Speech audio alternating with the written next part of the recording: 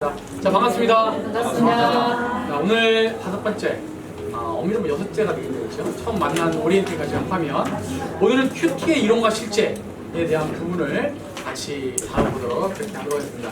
우리 교회가 올해부터 큐티 계속 강력하게 추진하고 좀 하고 있지 않습니까?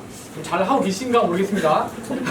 근데 다음 주부터 이제 큐티 하신 것도 제출을 하셔야 되는데 많이 부담되시는 분도 있겠지만 오늘 이걸 통해서 기본적인 것들 어떻게 되는지를 나누고 배우고 일단 큐티도 이렇게 단계가 있으니까 처음부터 완벽하게 하려는 그런 것이 아니라 우리 마음에 감동을 주시는 대로 편안하게 시작하는 게 굉장히 중요하다는 것부터 제가 말씀드리고 시작하겠습니다. 먼저 우리가 오늘 요한복음 10장 27절이 오늘 큐티 이론과 실제 나누면서 주요 말씀인데요. 이 말씀 한번 제가 읽어드리도록 하겠습니다. 요한복음 10장 27절에 이런 말씀이 있습니다. 내 양은 내 음성을 들으며 나는 저희를 알며 저희는 나를 따르느니라. 우린 다 뭡니까? 하나님의 양이 되겠죠, 그렇죠? 그럼 누구 음성을 들어야 됩니까? 하나님의, 예수님의 음성을 듣는 건 너무나도 당연하다는 것이죠. 큐티, quiet time의 약자입니다. 조용한 시간이 되겠죠? quiet time. 조용한 시간에 뭘 하는 거냐? 뭐가 큐티냐? 그럼 이 조용한 시간에 개인적으로 하나님과 만나서 교제하면서 기도와 말씀 묵상을 통해서 하나님과 만나는 시간이다. 이렇게 정의를 할 수 있겠습니다.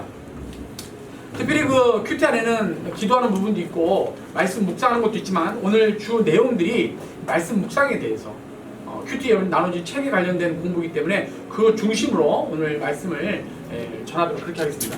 그럼 제가 저는 평상시 제가 탈이 잘 안 칩니다. 태생이 그렇습니다. 지금 그나마 조금 나이 들어가지고 좀 배가 좀 나와가지고 예전 제가 젊었을 때보다 한 10kg 정도 더 나가거든요. 예전에 제가 55kg 나갔는데 지금은 65kg 나갑니다. 근데 예전에 하도 말랐을 때 아들이 마르면 누가 가장 걱정합니까? 어머니. 그래가지고 어떻게 이 뼈밖에 안 남은 이 아들을 어떻게 살이 찌우나. 그래가지고 저를 데리고 백방을 돌아다니면서 백방은 좀 거짓말이고 여러분들 돌아다니면서 어떻게 하면 살이 찌겠나. 그 자라 뭘 먹어라 뭐부터 해가지고. 근데 결국은 한의원으로 갔어요. 한의원 가니까 어떤 한의원이 그러더라고요. 진단을 딱 하더니만 한의사가 저한테 하신 말씀이 저는 태생이 태어나면부터 이게 소화 기능이 안 좋은 사람이에요. 위가 안 좋아요. 그래가지고 음식을 100%를 먹으면 50%는 버리고 50%만 흡수한다는 거예요. 그러니까 대부분 정상적인 사람은 100을 먹으면 7, 80을 흡수하고 한 30은 버리는데 20, 30 버리는데 저는 50을 버리기 때문에 체내에 안 남다는 겁니다. 그래가지고 그럼 방법이 뭡니까? 어떻게 하면 살이 찌웁니까? 라고 하니까 답이 뭘 것 같습니까? 그냥 많이 먹으라는 거예요. 네. 많이 버리지만 많이 먹으면 된다는 거예요. 계속 먹으라는 겁니다. 자, 오늘 제가 이 말씀을 왜 하냐면요. 우리가 이 말씀을 우리가 영적 양식에 우리가 비유를 많이 하잖아요. 이 말씀도 우리가 기본적으로 이거를 많이 먹고 내 것으로 만드는 게 중요하다는 겁니다. 내 것으로 만드는 게. 많이 읽는 것도 중요하지만 중요한 것은 이 말씀을 어떻게 해라? 아침에 나의 것으로 소화시켜라. 이것이 바로 묵상이라고 할 수 있는 것이죠. 만약에 묵상이 안 된 그냥 말씀을 계속 많이 읽는다. 이것 가지고는 우리가 능력 있는 삶을 살기에는 부족하다라고 할 수 있습니다. 말씀 묵상을 보면요. 이 말씀을 우리 마음 가운데 두는 거예요. 이 반추라는 단어에서 이렇게 나왔다고 보면 됩니다. 아시죠? 소는 위가 몇 개나 그렇죠? 4개. 그래가지고 씹었다가 넣었다가 다시 뺐다가 또 씹었다가 넣었다가 뭐 이렇게. 그래서 이제 감추다 보면 씹을수록 그 맛이 더 난다 그러잖아요. 그 진가를 알게 되는 겁니다. 이 묵상을 통해서도 우리가 이 말씀을 통해서 하나님을 알게 되는 건데 하나님의 진가를 계속 이 말씀을 묵상하면서 알게 된다는 것입니다. 성경에서 보면 하나님을 맛보아라 이렇게 얘기하고 있는 분들이 있다는 것이죠. 우리는 하나님을 알아야 됩니다. 하나님을 뭘 원하냐면 우리가 하나님을 알기를 하나님이 원하십니다. 우리 인생에서 살다 보면 우리가 어떻게 승리하는 삶을 살아가느냐? 3가지입니다. 우리가 하나님을 정확히 알고 마귀에 대해서 알고 나 자신에 대해서 알게 됐을 때 우리는 영적 전쟁에서 승리하게 된다는 것이죠. 시편 34편 8절을 보면 제가 말씀드린 것처럼 너희는 여호와의 선하심을 맛보아 알지어다. 그에게 피하는 자는 복이 있도다. 호세 6절에는 나는 인애를 원하고 제사를 원치 아니하며 번제보다 하나님을 아는 것을 원한다. 우리가 하나님을 알기를 하나님께서 원하신다는 거예요. 베드로후서 3장 18절에 또 있습니다. 오직 우리 주 곧 구주 예수 그리스도의 은혜와 저를 아는 지식에서 자라가라. 영광이 이제와 영원한 날까지 저에게 있을지어다. 이렇게 얘기하고 있습니다. 여러분 하나님을 사랑하고 싶으시죠? 네. 아멘. 근데 사람들 정도가 틀리잖아요. 왜 그럴까요? 원인은 여러 가지가 있을 수도 있겠지만 사실 한 가지 제가 예를 들어보면요.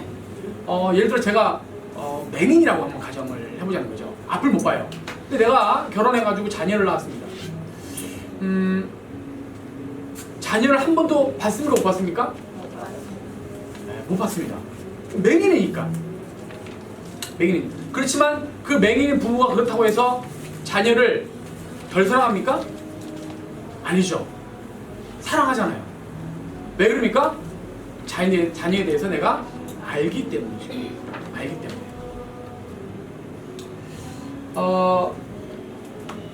우리가 하나님을 알지 못하고서는 하나님을 사랑할 수가 없습니다.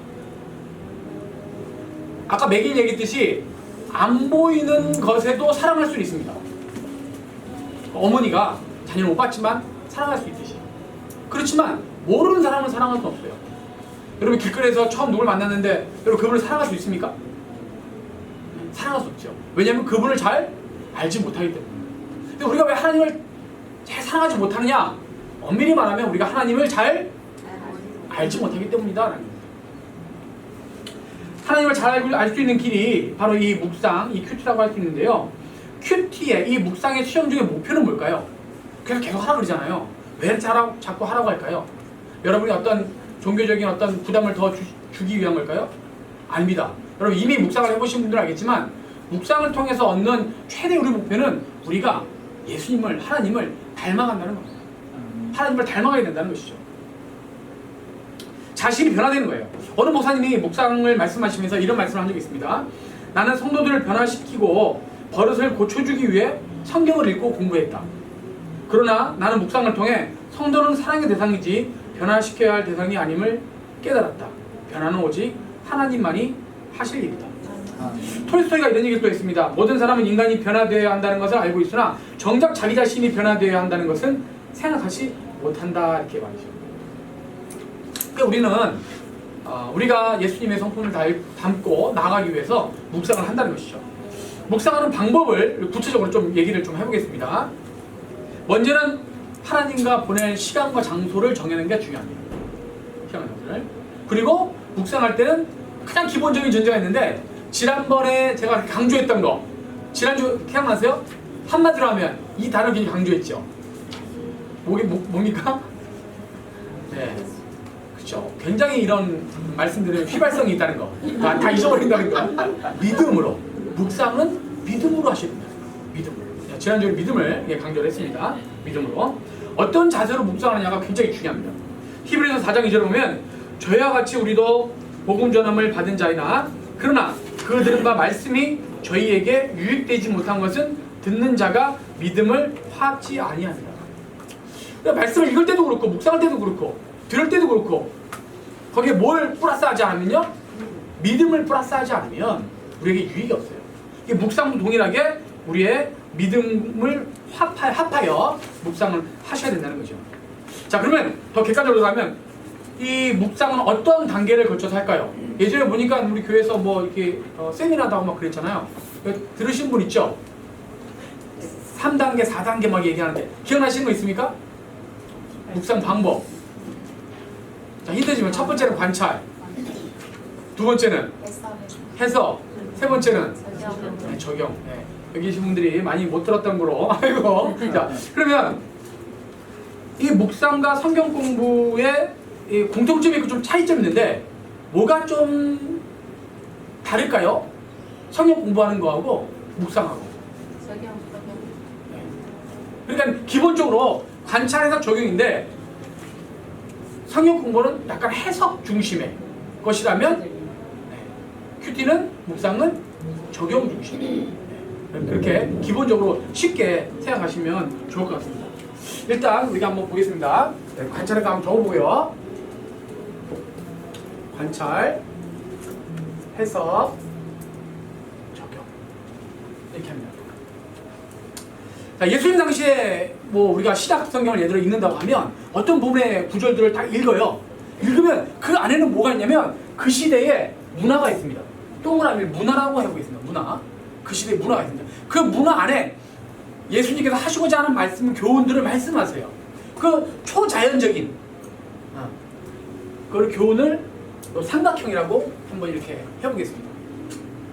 그러면 초문화적인 교훈, 아마 어떤 문화 바뀌어도 우리에게 주시고자 하는 교훈이 삼각형이면 이 교훈이 그 당시 예수님 사실 때의 그 문화를 포함해서 말씀을 쭉 한다는 거예요.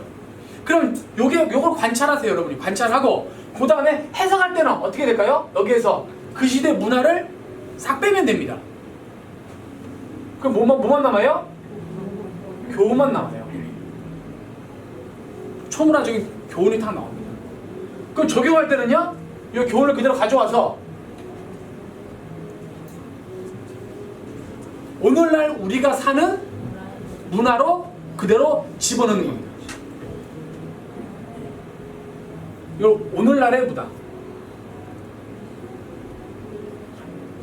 요게 관찰, 해석, 적용을 하는 겁니다. 말씀을 볼 때. 그러니까 예를 들어서 요한복음 13장 12절 15절에 보면 너희도 서로 발을 씻기는 것이 옳으니라. 내가 너에게 행한 것 같이 너희도 행하게 하려 하여 본을 보였노라. 세족식 많이 하잖아요. 그때는 다 그 문화 아시죠? 그렇죠? 다 발을 씻어야 되는 거예요. 손도 씻고 문화. 그래서 그 문화 안에서 교훈이 있지만 그 안에 들어있는 교훈은 뭘까요? 너희 발을 씻겨라 서로. 서로 섬겨라 이런 거잖아요. 그러면 그 안에 뭐만 가져와야 돼요? 섬겨라 가져와요. 그 다음에 오늘날 문화로 어떻게 내가 섬길까? 여러 가지가 있죠. 적용하면서 이 말씀을 내가 묵상했으면 나는 오늘날 어떻게 섬기겠다. 누구를? 내가 직장 다니는데 회사에서 내가 우리 동료를 위해서 오늘은 내가 동료의 책상 위를 한번 섬김으로 닦아주겠다. 이렇게 할 수 있겠죠. 이렇게 오늘날 문화로 하는 겁니다. 만약에 옛날 문화로 가지고 있으면 어떻게 됩니까? 우리도 지금 교회 와가지고 서로 맨날 발만 씻겨야 돼요. 그렇지? 발만 씻겨야 돼요. 그런 건 아니라는 거죠. 또 예를 들어서 또 하나만 더 합니다. 로마서 16장 16절입니다. 너희가 거룩하게 입맞춤으로 서로 문화하라. 그리스도의 모든 교회가 다 너에게 문화하느니라. 그 시대 문화는 서로 그리스도인들이 만나면 뭐 하는 거예요? 서로 이렇게 입맞춤하는 거예요. 입맞춤. 그게 인사법이니까. 그럼 거기서도 교훈을 뽑아내면 뭐예요? 뭘 빼놓을까요? 신자 간에 서로 사랑하고 애정 표현을 하라. 뭐 이런 거 아니겠어요? 그럼 교훈을 가져왔어요. 그럼 오늘날 어떻게 할까요? 교회 와가지고 처음 보는 분에게, 처음 만나는 분에게 악수하고 환하게 웃어줘야겠다. 이렇게 하면 되겠죠. 그렇죠? 근데 이 문화를 그대로 가져오면 지금도 열심히 뽀뽀하고 있어야 돼요. 이게 아니죠. 그런 것처럼 성경을 읽을 때 이렇게 그 안에서 있는 것들에 대해서 관찰, 해석, 적용을 통해서 이렇게 나간다는 것이죠. 자, 그러면 처음에 우리가 큐티를 하면서 묵상을 하면서 처음에 조용한 시간에 앉아서 하나님께 찬양을 올리고 기도를 합니다. 기도합니다. 그 안에 어떤 기도를 하면 될까요? 어떤 내용으로? 하시는 분들 어떻게 합니까? 네? 그렇죠. 잘 안 들리지만 오늘 묵상 가운데 하나님 말씀을 저에게 들려주시고 깨닫게 해주시고 이렇게 기도하신다는 건 맞죠? 네, 이렇게 살 수 있도록 힘주세요. 맞습니다. 이렇게 하나님께 기도를 합니다. 그리고 중요한 건 그 다음부터 관찰에 딱 들어요. 관찰 들어갑니다. 관찰할 때는 반복해서 그 본문들을 계속 보면 됩니다. 계속 보면. 오늘 우리 교재에는 기본으로 몇 번 뭐라고 돼 있어요? 한번 읽어보셨죠? 몇 번? 세 번. 와, 근데 요새 보니까는 요새 우리 말씀이 여호수아잖아요. 3번 보니까 다 되던가요?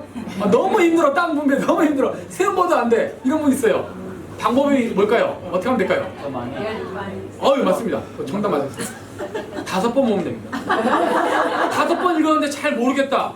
하나님 주신 교훈을 못 찾게 몇 번 하면 됩니까? 10번 하면 됩니다. 아, 이게 농담 아니 진짜예요. 하나님이 나에게 주시기를 간절히 기도하고 3번, 5번, 10번 읽으면요 하나님의 음성이 들리는 거예요. 그러면서 육하 원칙에 따라서 언제 어디서 왜 어떻게 이렇게 스스로에게 본문에 이런 것들을 던지면서 관찰을 하면 이제 이런 것들이 보여지는 거죠. 반복되는 문구가 뭐가 있느냐, 간격적은 뭐냐, 이런 것들을 보면서 하면 된다는 것이죠. 너무 빨리 읽지 말고 천천히 적정한 속도로 읽으면서 그 의미를 정확하게 이해해 가려고 하는 것이 굉장히 중요합니다. 음미하면서 하는 게 굉장히 중요하다는 것이죠. 두 번째는 해석을 해요. 해석을 해요. 자, 해석. 그치, 해석. 해석할 때 가장 중요한 것은 뭐냐면 아까 제가 얘기했죠. 이 교훈은 초문화적인 교훈이랬잖아요. 그러니까 그 당시에 예수님이 하셨던 원래의 의미가 뭘까? 원래의 의미. 원래의 의미. 자기 지금의 의미가 아니라 원래 예수님이 말씀하셨던 그의 원래의 의미를 찾으려고 노력하시는 거예요. 그러면서 거기에서 이렇게 교훈을 뽑아내면 되는 거지. 교훈을 뽑아낼 때 주의할 점이 여러 가지가 있습니다. 첫 번째는 제가 좀 말씀드린 건 뭐냐면 첫 번째는 문맥에 맞춰서 좀 해석하라는 거예요. 문맥에 맞게 해석해라. 문맥을 맞게 해석. 두 번째는 시대 상황을 고려해라. 주시하면서. 세 번째는 부속사적으로 해석해라.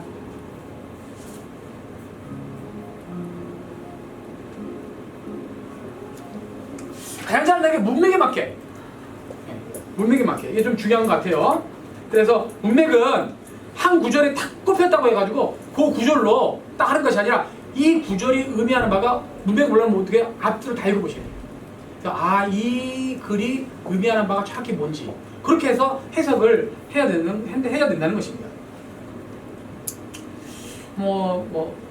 예를 들어서 뭐 여러 가지 있지만 한 가지만 말씀드리겠습니다.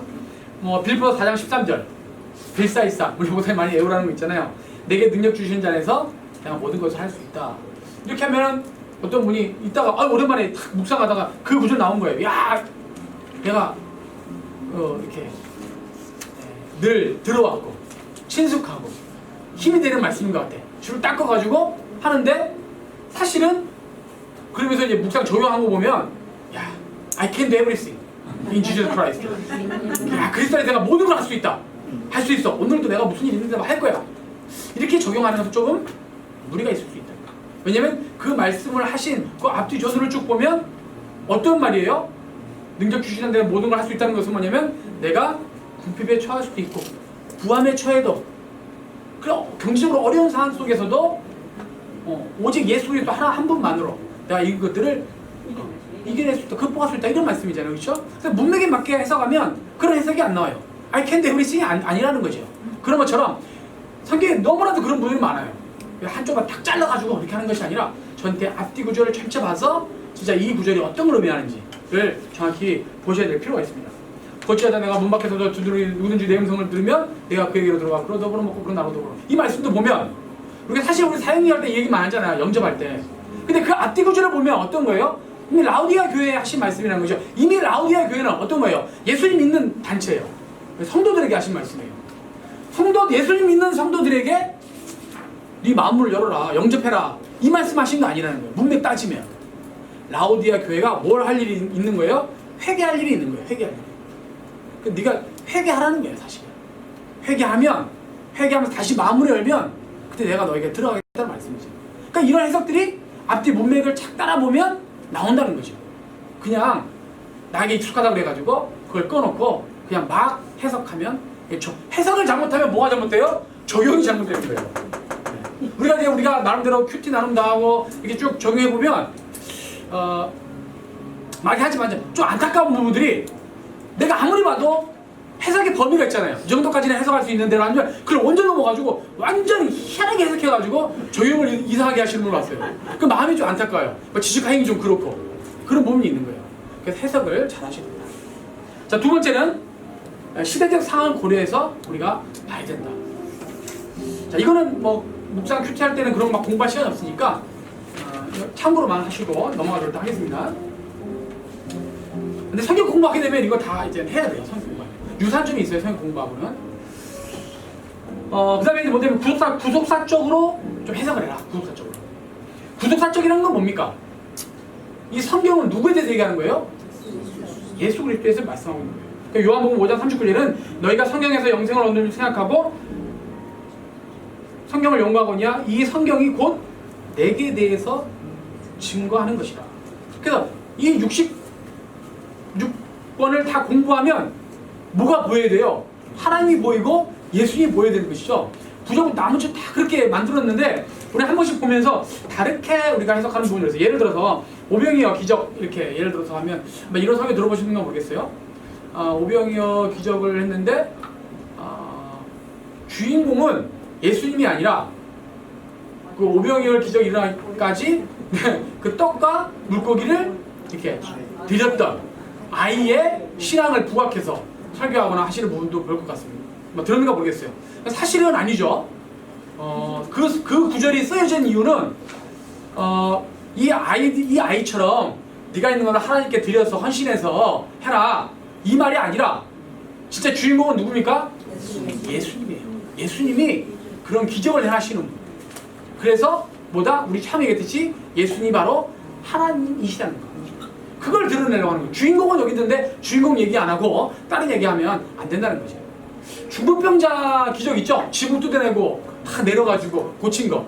거기도 이런 설교 들어보신 분 있는가 모르겠어요?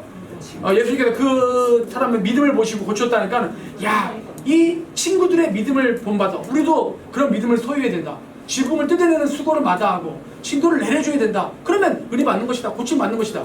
근데 그 구절이 쓰여진 목적이 뭘까요? 그거 쓰려고 그 성경 저자가 적었을까요?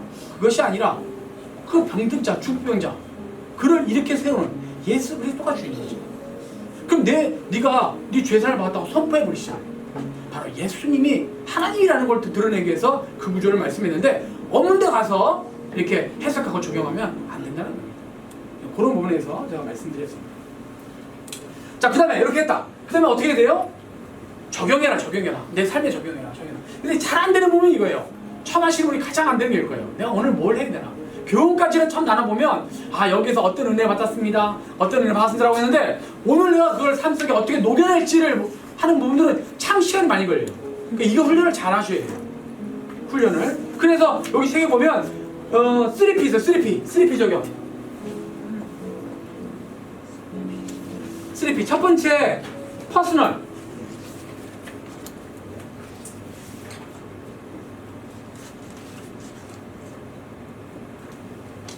개인적으로 적용하는 개인적으로. 두 번째는 가능한 파시블. 세 번째는 프랙티컬, 실제적인 것.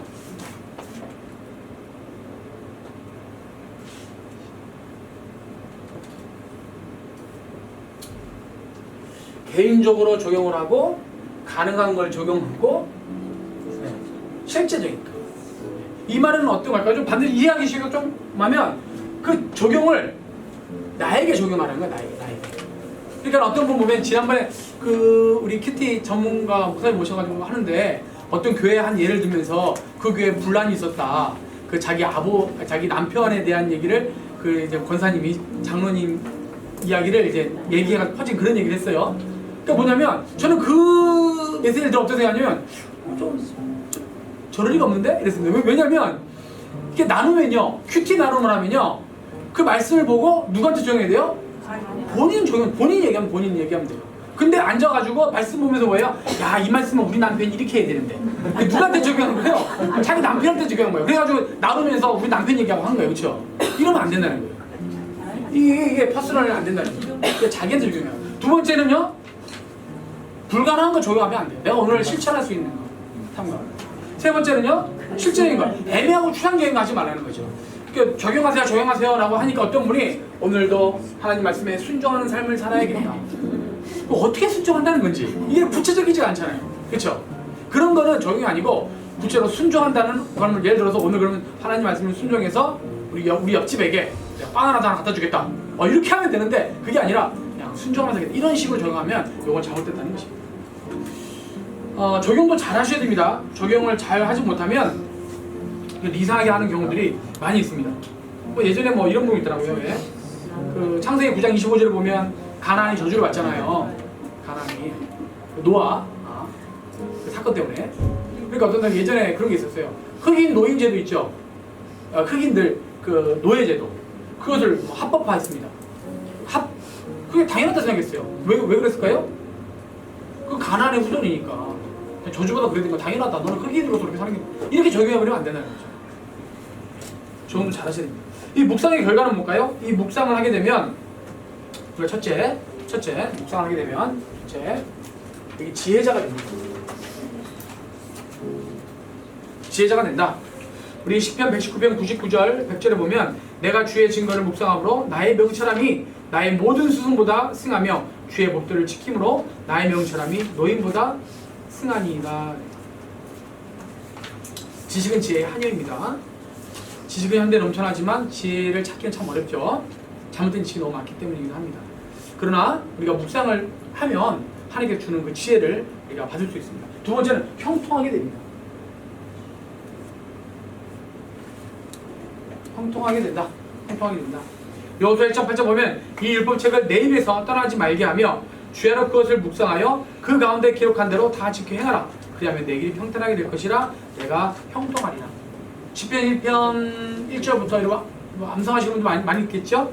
복 있는 사람은 악인의 길을 쫓지 않으며 오만한 자는 않고 쭉 있다가 맨 마지막에 뭐라고 되어 있죠? 오직 여호와 율법을 즐거워하여 그 율법을 주야로 묵상하는 자다. 이가 처음에 앞으로 돌아가면 뭐라고요? 복 있는 사람. 그렇게 되는 것이죠. 여기서 보면 뭐라고 되어 있습니까? 말씀을 듣거나 공부하는 자가 아니고 묵상하는 자가 복이 있다고 정확히 성경은 말씀하고 있습니다. 요셉을 보면요, 요셉처럼 또 형통한 사람도 있을까 싶은 생각이 들어요. 근데 요셉은요, 평생을 살면서 본인이 형통을 이렇게 쫓아 사는 삶을 살지 않았습니다. 오히려 형통이 요셉을 따라다녔다는 거죠. 세상적인 형통이 아니라 예수님이 약속하신 어떤 풍성한 삶을 말하고 있지만 우리도 마찬가지예요. 우리도. 그래서 우리도 이 묵상을 통해서 하나님의 형통이 우리들을 따라올 수 있게. 세 번째는 기쁨이 넘치게 됩니다. 신앙생활에 기쁨이 넘친다. 예레미야 15장 16절입니다. 만군의 하나님 여호와시여 나는 주의 이름으로 일컬음을 받은 자라. 내가 주의 말씀을 얻어 먹었사오니 주의 말씀은 내게 기쁨과 내 마음의 즐거움이오나. 이렇게 말씀하고 있습니다. 자, 여러분, 우리가 소리내어 찬양하는 것이 우리에게 능력을 줄 수도 있고 안 줄 수도 있지만 그러니까 진심으로 우리가 찬양하면 그게 능력이 됩니다. 말씀 읽는 것도요, 우리에게 능력이 될 수도 있고 능력이 안 될 수도 있지만 우리가 말씀을 정말 묵상하면요, 그 능력이 됩니다. 우리는 묵상한 말씀을 붙잡지만 사실 말씀이 우리를 붙잡게 되는 것입니다. 우리가 말씀을 읽는다 그러죠? 사실은 그게 어떻게 돼요? 그걸로 끝나는 것이 아니라 이제 말씀이 나를 읽도록 우리 자신을 맡기고 내어놓아야 되는 것입니다. 묵상의 말로 하나님에 대한 지식에서 하나님을 아는 지식으로 건네주는 달입니다. 간단히 제 경우만 좀 말씀드리면요, 예전에 제가 이제 성경 공부 모임에 있었다 그랬잖아요. 근데 실질적으로 하나님의 깊은 하나님을 알게 되고 사랑을 느끼게 되고 처음 하게 되게 된 배경은 지식적인 성경을 공부할 때가 아니었고 말씀 묵상을 통해서 하나님과 매일매일 교제하면서 하나님을 진짜 알게 됐고, 그리고 그 전에 알았던 그런 지식적인 그런 것들이 정말 그렇구나, 나의 것으로 만들 수 있는 그러한 통로가 되었습니다. 또 우리도 마찬가지입니다. 그래서 말씀을 읽고 듣는 거에만 그치지 않고 매일 하나님과 교제하고 기도하고 묵상하면서 하나님과 친밀한 그런 삶을 하시기 바랍니다. 마지막으로 또 하나 말씀드리면, 제가 들어보니까 어려움을 겪으신 분들이 많이 있는 것 같아요. 그래서 한 가지 말씀드리면, 형태가 좀 다를 수도 있습니다. 꼭 고정된 거 아니고, 너무 힘드신 분은 그냥 하나님 말씀 은혜되는 부분이 있다 그러면 그 말씀에게 줄만 끄세요. 이렇게 줄 딱 끄세요. 여기 나한테 마음에 은혜가 됐어. 그리고 이 은혜된 것들을 그냥 몇 자 적어보세요. 몇 주자 아니더라도 이 기록하는 유익이 있습니다. 그냥 쭉 적어보는 거예요. 뭐가 은혜가 되는지 쭉 적어보고 하나님 나에게 주시는 발전은 무엇일까?